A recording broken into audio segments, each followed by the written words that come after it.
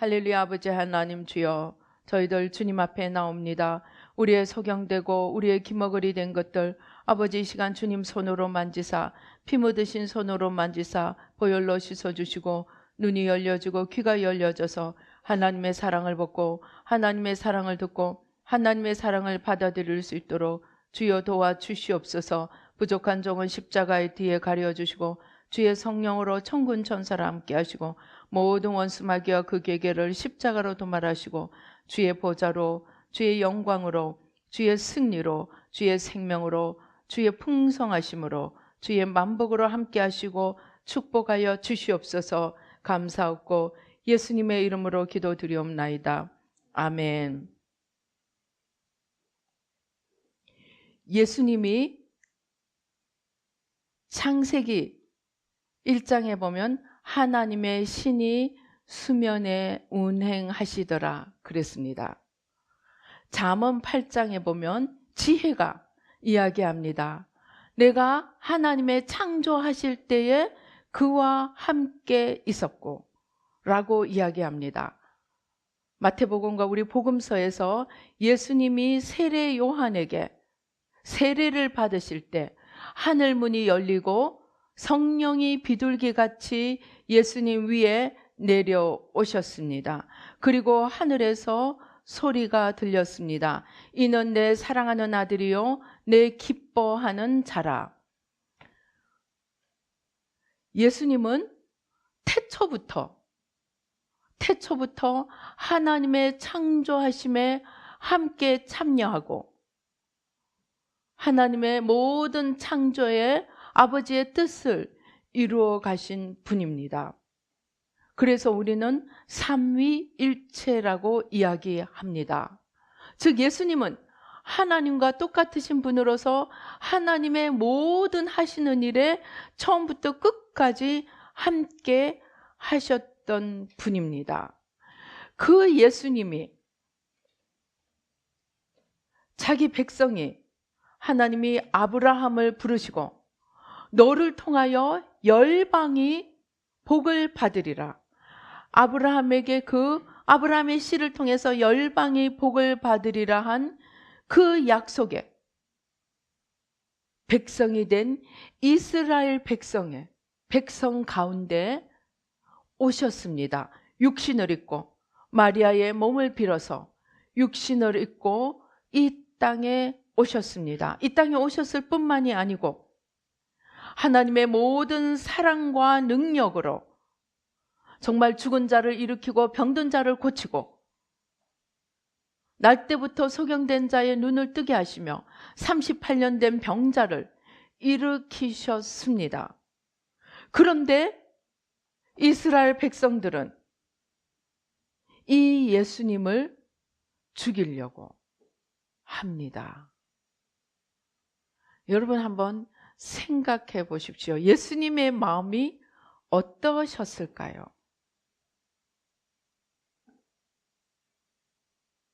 예수님의 마음이 정말 우리 하는 말 있죠. 저거 죽일 수도 없고 살릴 수도 없고 그죠? 죽일 수도 없고 살릴 수도 없습니다. 다 죽이려고 할 때 모세가 뭐라 합니까? 이스라엘 백성들이 모세가 산 위에 올라가서 그 중요한 하나님의 계명을 돌판을 받기 위해서 40주야를 금식하고 물도 마시지 않고 그렇게 있는 시간에 밑에서는 금송아지를 만들어 놓고 이것이 우리를 애굽에서 인도해낸 하나님이라 하고 온갖 춤을 추고 파티를 벌였습니다. 그것을 보고 하나님이 모세에게 빨리 내려가라고 합니다. 모세가 이 사람들이 하는 그 장면을 보고 너무 화가 나서 하나님이 친히 손으로 써주신 그 돌판을 집어 던져버립니다. 그리고 하나님이 뭐라 그러십니까? 내가 이 민족을 다 쓸어버리고 너로 새로 한 민족을 만들어서 내가 너를 통하여 나의 행하고자 하던 일들을 하리라. 그러니까 뭐라 그럽니까? 모세가 하나님 그리 마시옵소서. 만일에 하나님이 그렇게 하면 이 주위의 사람들이 뭐라 그러겠습니까? 하나님이 능력이 없어서 자기 백성을 애굽에서 끌어오기만 하고 가나안 땅으로, 약속의 땅으로 드릴 능력이 없어서 그냥 내가 드릴 힘이 없으니까 차라리 다 없애버리겠다, 그렇게 말하지 않겠습니까? 그러니 제발 고정하시옵소서. 하나님이 그 모세의 기도를 들으시고 하나님이 다시 이스라엘 백성들을 살려주셨습니다. 하나님이 얼마나 속이 터질까요? 이 땅에 오셔서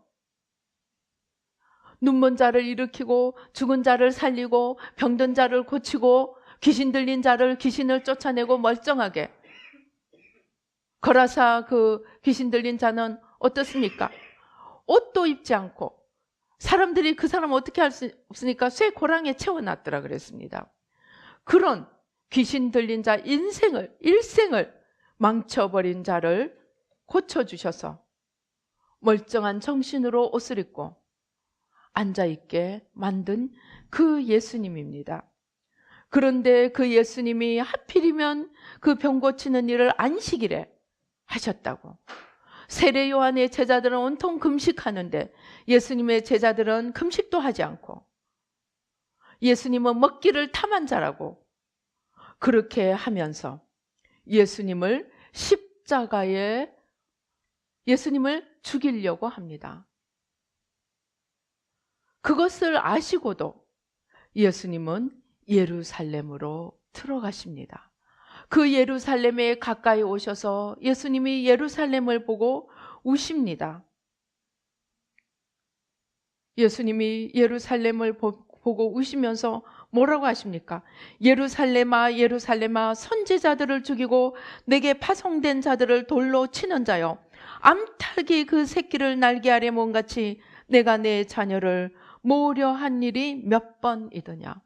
하나님이 선지자를 보내고 또 선지자를 보내고 또 선지자를 보내었는데 보내는 쪽쪽 감옥에 보내고 채찍질하고 죽이고 마침내 독생자 아들이 오셨는데 그도 죽이려고 합니다. 그런 예루살렘을, 이스라엘 백성들을 바라보는 주님의 마음이 어떠하셨을까요? 우리가 생각할 때는 오늘날 또 그리고 예수님, 우리가 복음을 전할 때 예수님을 믿기만 하면 모든 마음의 소원이 이루어지리라고 생각하게 만듭니다. 그런데 정작 예수님 자신은 모든 마음의 소원이 이루어진 것이 아니고 정말 펼쳐 보일 수도 없고 펼쳐 보여도 안 믿습니다. 죽은 자를 일으켜도 병든 자를 낫게 해도 소경을 눈뜨게 해도 도대체 믿지를 않습니다. 그리고는 따라와서 뭐라 그럽니까? 당신이 메시아거든 속히 우리에게 그 표징을 보여달라고. 당신이 정말 메시아거든 메시아라는 것을 우리가 믿게 표적을 보여달라고. 예수님이 수없이 표적을 행하셨습니다.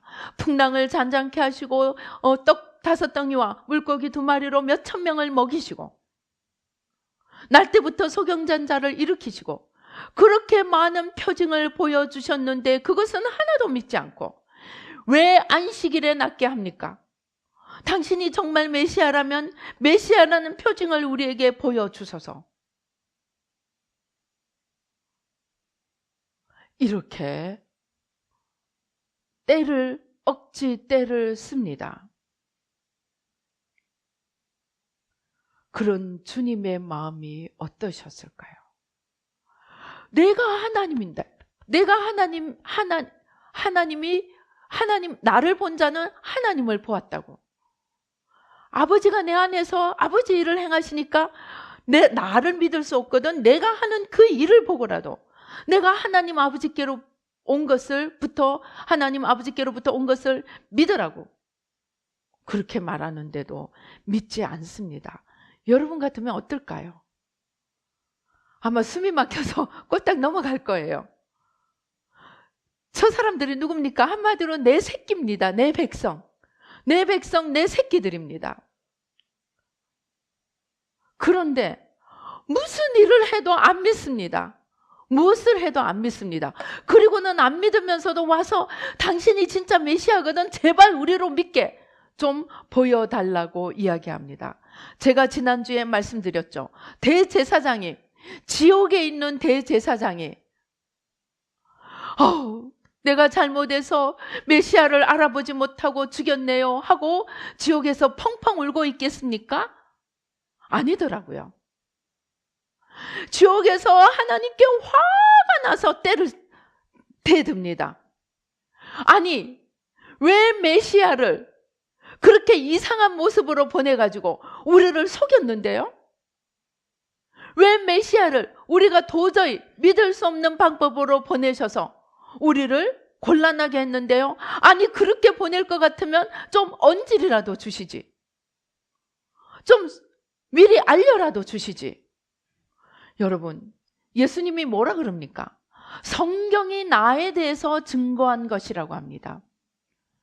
이사야서 53장에 시편 22편에 시편 2편에 수없이 많이 예수님의 고난 받으시는 장면, 예수님의 자랑할 것이 없고 흠모할 만한 것이 없는 모습, 시편 22편에 예수님의 혀가 말라서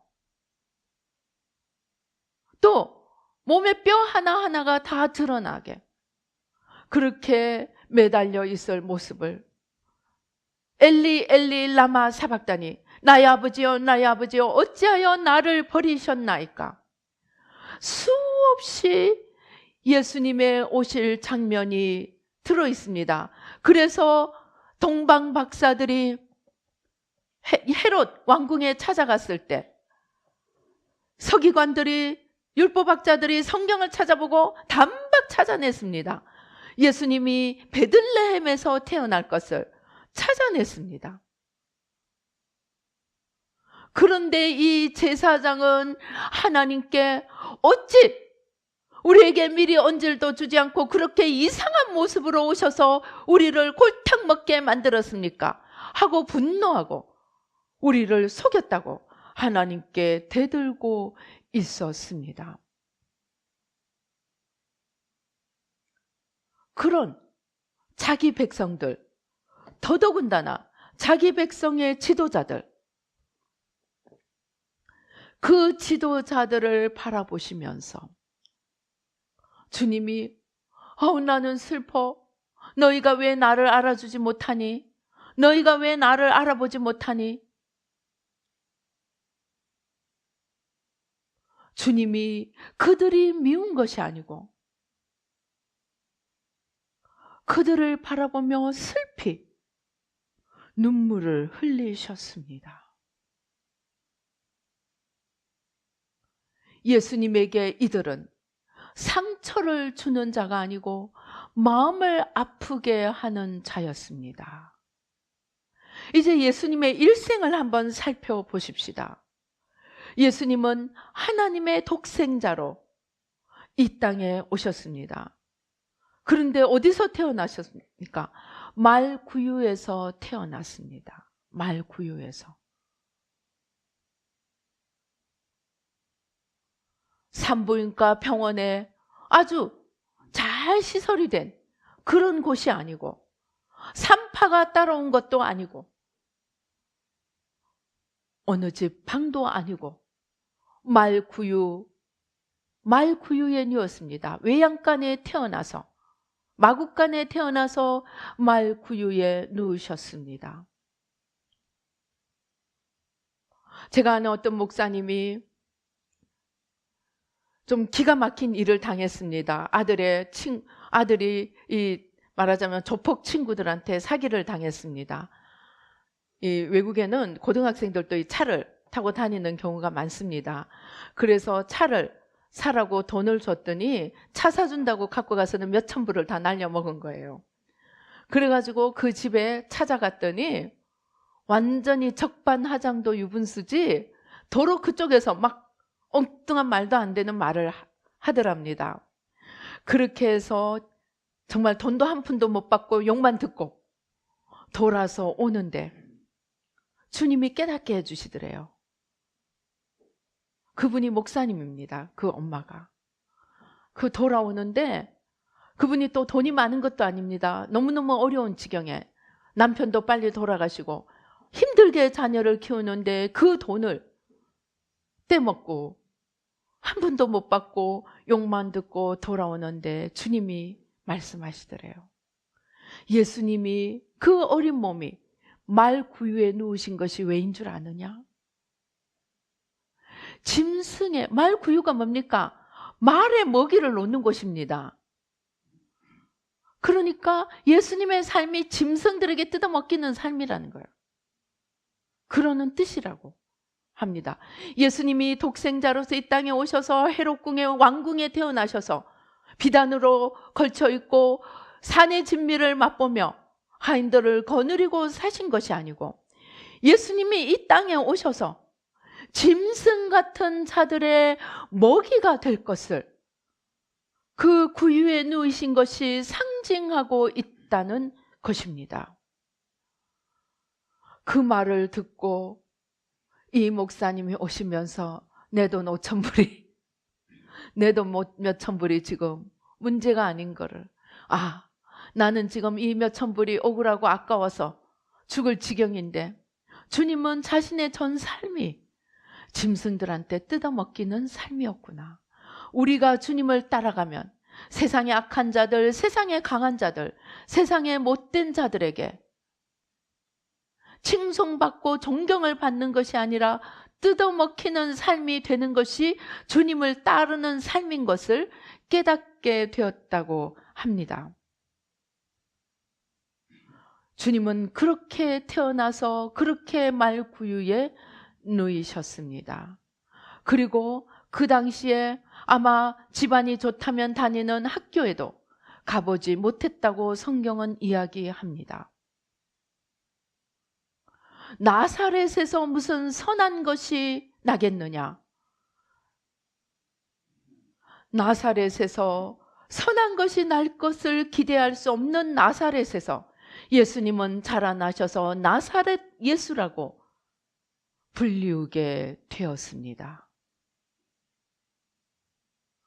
예수님이 한을 가진다면 우리 온 인류를 다 합쳐도 안 될 만큼 한을 가지실 수 있었을 것입니다. 왜? 우리는 준 거라도 없지만 예수님은 그 모든 존재와 그들이 살 모든 것과 하나님의 이름과 율법과 모든 것들을 자기 백성에게 주셨는데 이제 그 백성에게 와서 배척당하고 조롱당하고 이제 죽으시는 그러한 삶을 사신 것입니다. 왜 그랬을까요? 예수님이 왜 그런 삶을 사셨을까요? 제가 조금 전에 찬양을 하면서 주님이 잠깐 보여주시는데 많은 이 세상 사람들이 있습니다. 여기 한 무리는 받은 자들입니다. 이쪽에 한 무리는 못 받은 자들입니다. 여기 받은 자들과 여기 받지 못한 자들이 이 두 무리가 있는 중에 훨씬 더 많은 천사들이 훨씬 더 많은 주님의 마음이 이 받지 못한 자들에게 가 있는 것을 보여주셨습니다. 그래서 제가 정말 깨닫게 되었습니다. 너희 중에 지극히 작은 자 하나에게 한 것이 나에게 한 것이고 지극히 작은 자 하나에게 한 것이 나에게 하지 않은 것이라고 주님이 말씀하셨습니다. 그 말은 다시 돌이켜보면 무슨 말이냐? 가장 없는 자, 가장 낮은 자, 가장 비천한 자 가운데 주님이 함께 하시기 때문에 그 사람 하나에게 한 것을 주님이 그 안에서 받으시더라는 것입니다.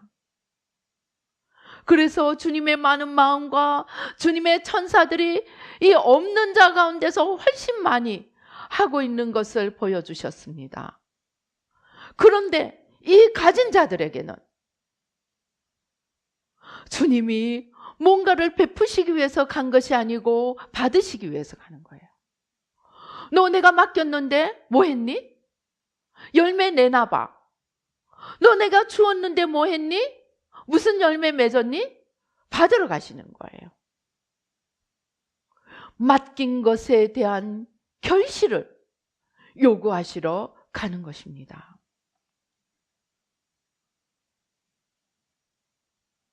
주님이 이 땅에 오셔서 받으시는 삶이 아니고 정말 물어뜯기고 배척당하고 조롱당하고 없는 자 가운데 있으시며 세리와 죄인들의 친구가 되고 장기들의 위로자가 되시러 나는 의인을 부르러 온 것이 아니고 죄인을 불러 구원시키러 왔고 나는 건강한 자를 위해서 온 것이 아니고 병든 자를 찾아서 고치러 오셨다고 하셨습니다.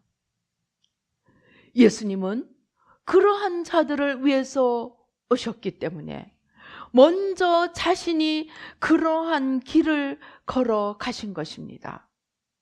그래서 없는 자들, 줄인 자들, 짓밟히는 자들, 조롱당하는 자들, 무시당하고 빼앗기는 자들에게 그래 너희가 아프지?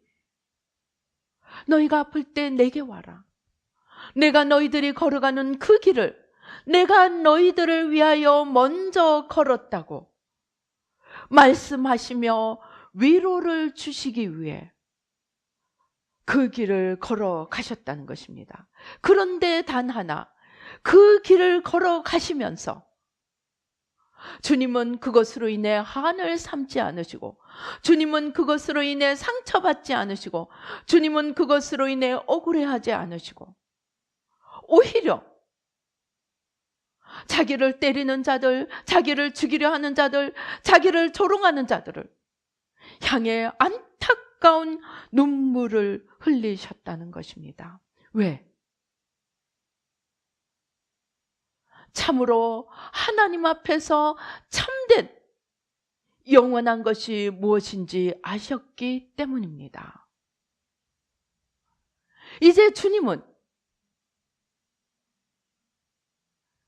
자기 자신이 이 땅에서 무엇을 누리고 무엇을 가지고 무슨 위치에 도달하기 위해서 오신 것이 아니고 죄와 저주가 사람들을 잡고 7, 80%가 되는 사람들이 1, 20%도 안 되는 사람들에 의해서 짓밟히고 착취당하고 빼앗기고 그러는 속임당하고 그러는 세상에서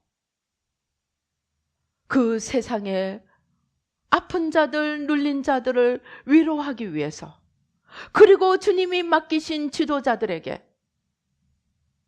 내가 맡긴 것으로 너희는 무엇을 하였느냐 그 책임을 묻기 위해서 이 땅에 오셨다는 것입니다. 그래서 이제 우리는 그 예수님을 바라보며 우리는 무엇을 얻어야 하겠습니까? 두 가지가 있습니다. 첫째, 내가 가지지 못한 것, 내가 누리지 못한 것, 내가 위로받지 못한 것, 이러한 것들을 그것들을 위로하기 위해서 나보다 먼저 그 길을 걸어가신 주님을 바라보며 그 주님께 달려가서 나의 채워지지 못한 아픔들, 눈물들, 짓밟힌 것들, 억울한 것들 그러한 것들을 다 내려놓고 주님도 나와 같으셨군요. 주님도 이렇게 억울하게 당하셨군요. 주님도 이렇게 마땅히 자기를 알아줘야 될 자들에게 알아줌을 받지 못하셨군요 하고 위로를 받으라고 먼저 그 길을 걸어가셨습니다. 그래서 주님 앞에 달려나가서 위로를 받아야 합니다. 그 위로를 주시려고 주님이 먼저 그 길을 걸어가신 것입니다. 그러나 또 하나 그보다 더 중요한 이유가 있습니다. 이제 우리가 위로를 받고 이제 우리가 주님에게서 억울함과 섭섭함과 분노와 아픔을 치료받고 난 후에는 먼저 그 길을 걸어가면서 나를 치유하신 그 주님의 발자취를 따라가며 내가 주님께 나가서 치유받고 난 뒤에는 이제 뒤돌아서 나와 같이 눈물 흘리는 자, 나와 같이 아픈 자, 나와 같이 억울한 자, 나와 같이 분노하는 자, 이러한 자들을 위로하라고. 운디드 힐러, 상처받은 치유자, 그렇게 하라고 우리를 부르신다는 것입니다. 여러분, 내가 은수저 입에 물고 좋은 집에 좋은 음식에 사랑을 듬뿍 받고 정말 떵떵 울리면서 산 사람은 그 사람은 행복하게 살았을지 모릅니다. 그러나 그 사람이 누구를 위로할 수 있겠습니까?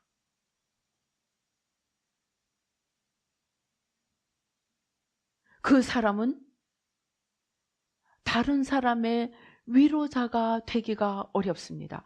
그 사람 자신은 행복한 사람은 되었을지 모르지만 유용한 사람은 되기 어렵습니다.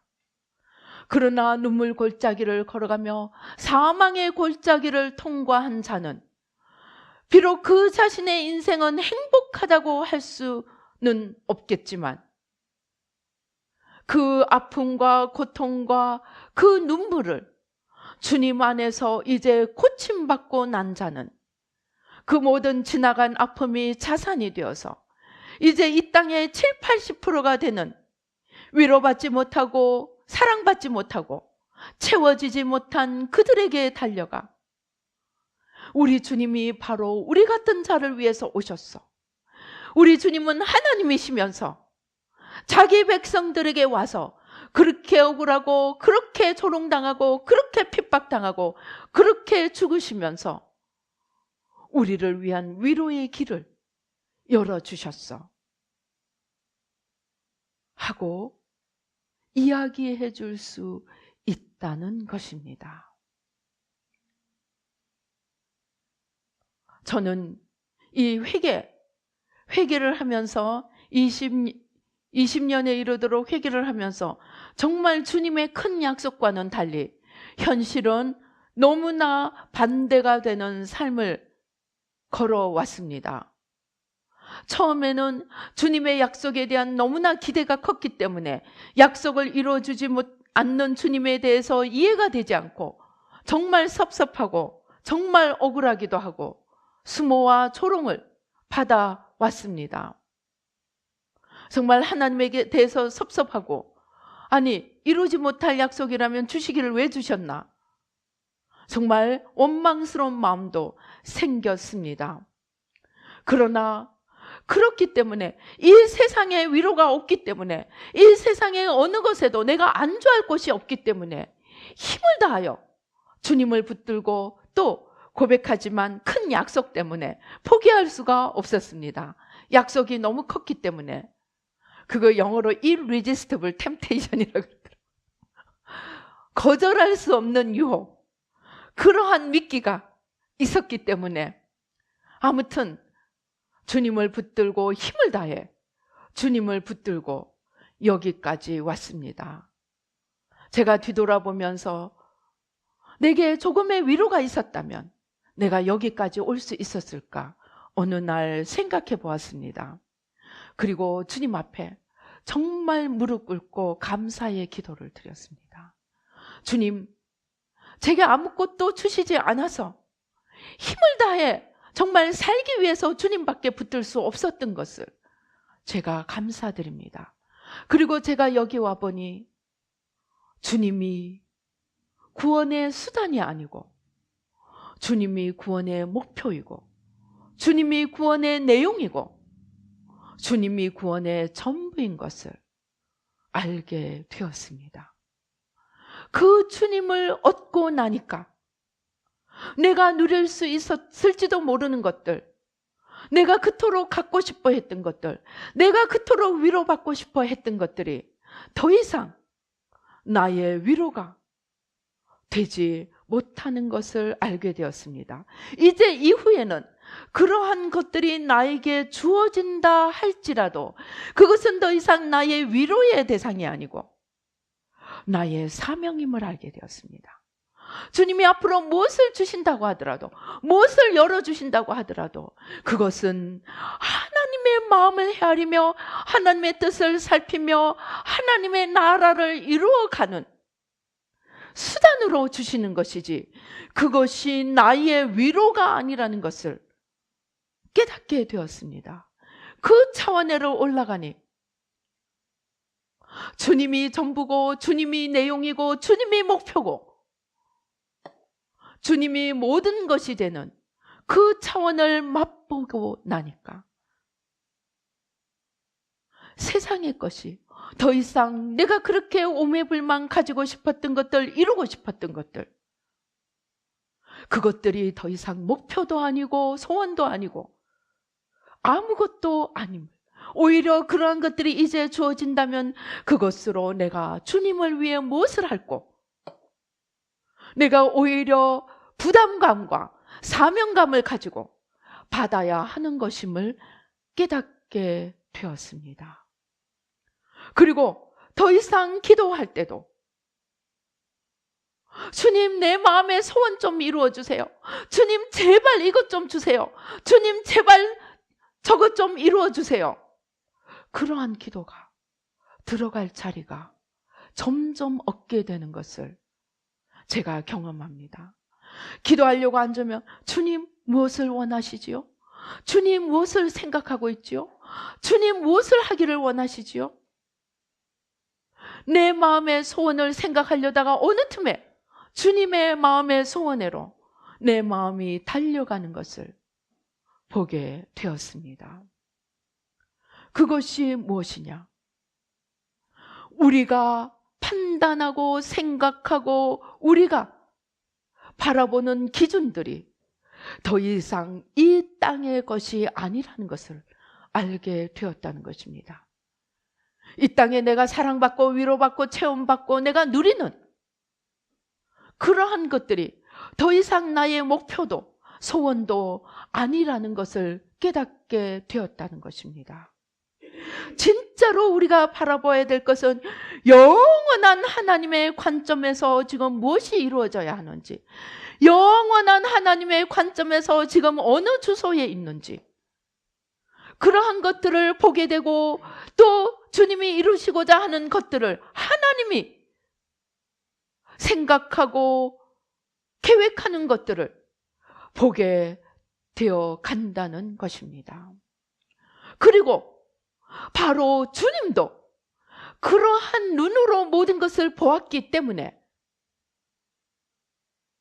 자기 백성이 자기를 잡아서 죽이려고 하고 이 땅에 오셔서 아무 위로도 못 받으시고 이 땅에 있어서 오셔서 조롱과 수모를 당하시고 아무것도 누리는 것이 없이 사셨지만 그것이 더 이상 주님에게 아픔이 되지 않았다는 것을 깨닫게 되었습니다.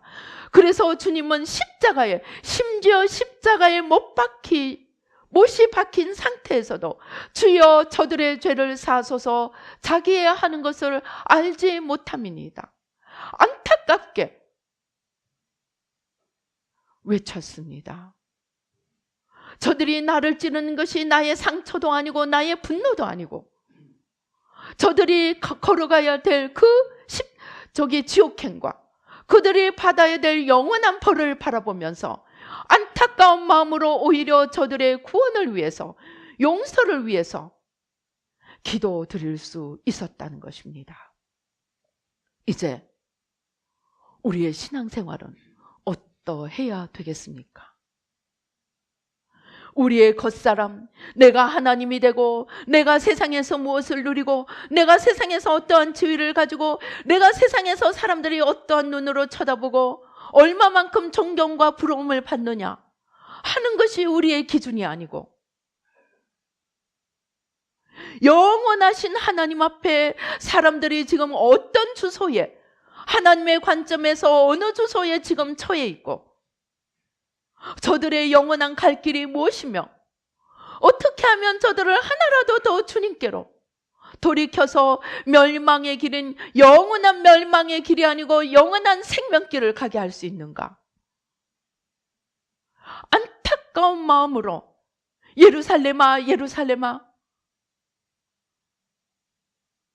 어미 닭이 새끼를 품으려고 하는 것처럼 그렇게 품으려고 했지만 품에 오지 않는 그 자기 백성, 자기 자녀들을 바라보면서 우셨던 그러한 주님의 그 눈과 마음을 가지고 우리가 이 세상을 바라본다면 나의 고통도 나의 눈물도 나의 수모도 더 이상 나의 고통이 아니고 저들을 위한 눈물로 바뀌어질 수 있지 않을까?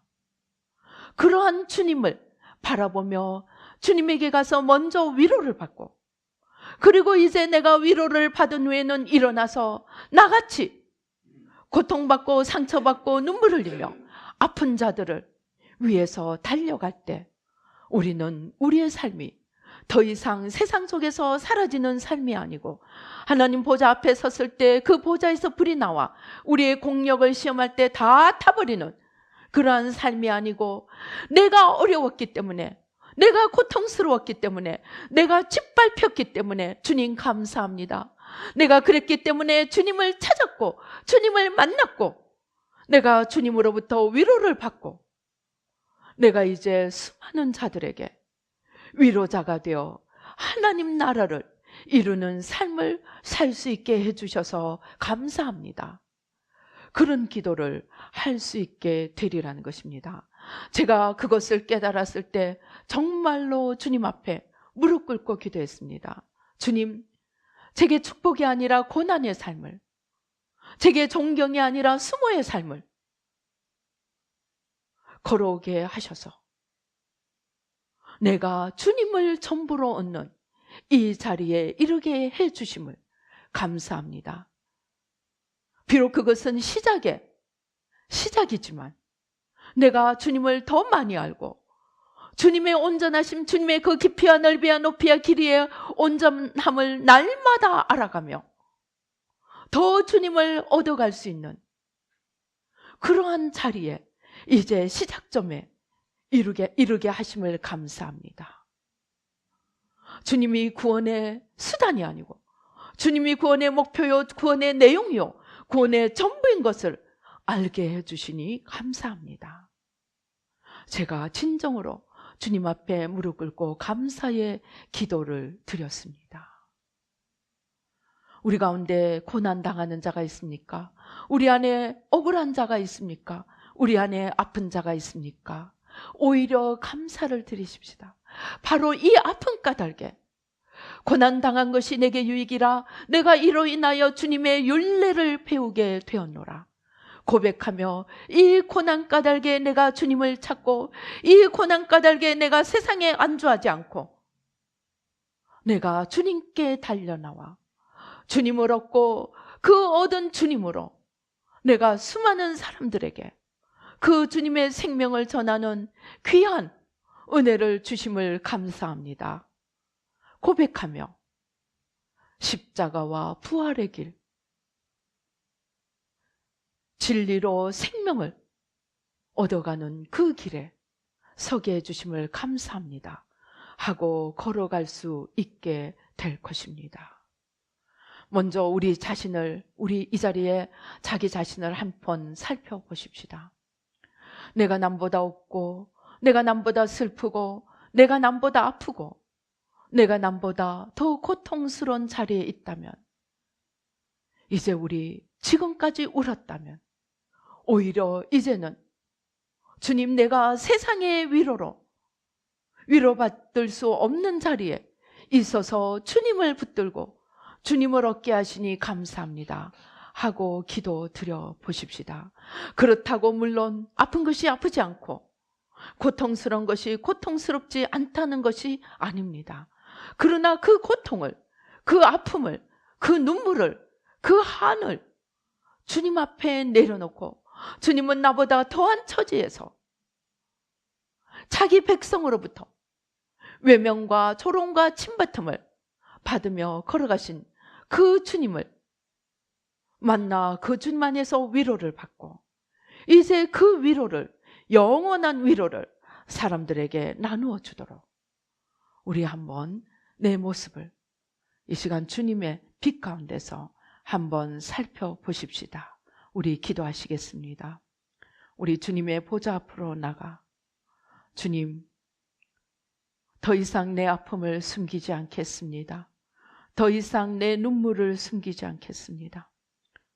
더 이상 나의 모든 수치와 곤고함을 아버지 하나님 주여 숨겨놓지 않겠습니다. 나보다 더 아버지 하나님 주여 억울함과 아버지 하나님 주여 아버지 정말 말할 수 없는 그 길을 걸어가신 주님 앞에 이제 내 작은 문제들 아버지 하나님 주여 먼저 위로받기 위해 주님 앞에 들고 나갑니다. 사랑받지 못했던 그 긴 세월들, 그 긴 시간들, 체험받지 못했던 그 아픔의 시간들, 위로받지 못했던 그 곤고한 날들, 오 주여, 주님 앞에 다 들고 나옵니다.